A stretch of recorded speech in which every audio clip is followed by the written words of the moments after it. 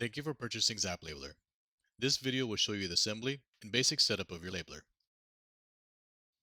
To set up your labeler, you will need the included hex wrenches and a Phillips head screwdriver.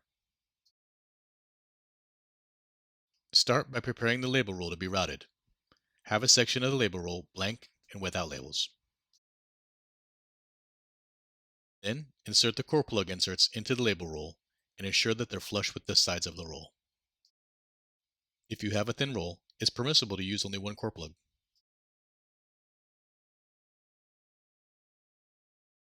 Place the label roll in between the label roll arms, with the material coming from the bottom of the roll towards the front of the labeler.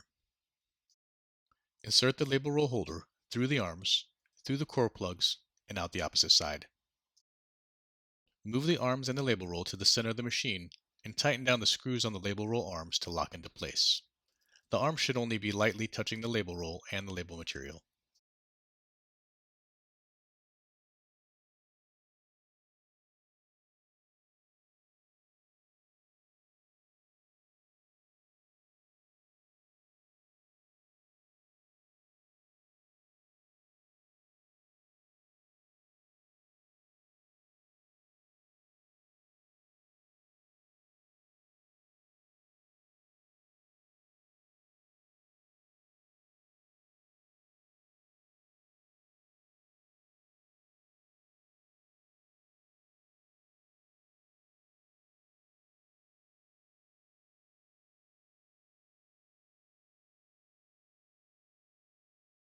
Pull the label material towards the front of the labeler in a straight line. Use the small hex wrench to loosen the shaft collars, then move them up to the label material and tighten in place.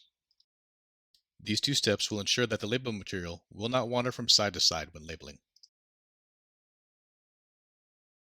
Next, we're going to route the label material through the machine. Start by inserting the end of the label material over the aluminum armbar and under the rear padded tension roller. Pull the material through to the front of the labeler. Then pull the material up through the center of the machine and over the guide rod. Check to ensure that the label material lines up from the label roll to the shaft collars on the guide rod. Route the material in between the stripper rod and the padded roller. Fold the material back over the stripper rod towards the rear of the machine, over the spacer rod, and down underneath the front tension roller. Use your fingers to guide the paper to the crease where the two rollers meet and turn the knob to feed the material through to the top of the labeler. Check to ensure that everything is lined up and adjust as necessary. It's important to take up any slack in the material. Do this by holding the label roll still and pulling the waste material taut. Turn the knob to feed the waste paper to the rear of the machine and stop when the labels start to peel off the backing. Next, we're going to attach the table to the labeler. Place the tabletop on top of the labeler with the brackets on the inside. Ensure that the notches on the front of the table slide down to the front of the labeler. To secure the table, take the ring pins and insert them into the holes on the outside of the labeler.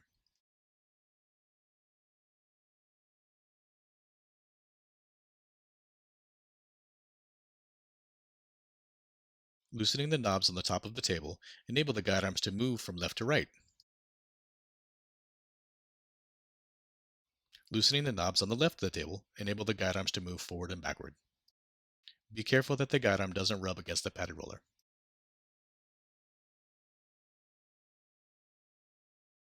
The guide arm stabilizer should be snug up against the table to help prevent any movement in the guide arms when labeling. Lastly, the large hex wrench enables the top guide arm to move independently. Loosen the nuts with the wrench, adjust the guide arm, and tighten the nuts to secure in place.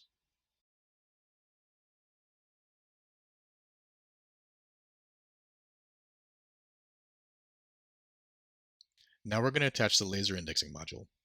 Attach the battery pack to the labeler with the Velcro. Next, slide the flat nut into the guide arm and tighten the screw. Turn the switch on the battery pack to the on position. If the laser line does not line up with the top of the padded roller, turn the silver cap on the laser and rotate it until it does.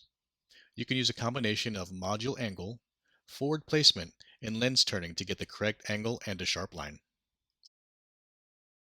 The laser line is set as the start point for your labels. Turn the knob to move the label forward until it stops at the laser line.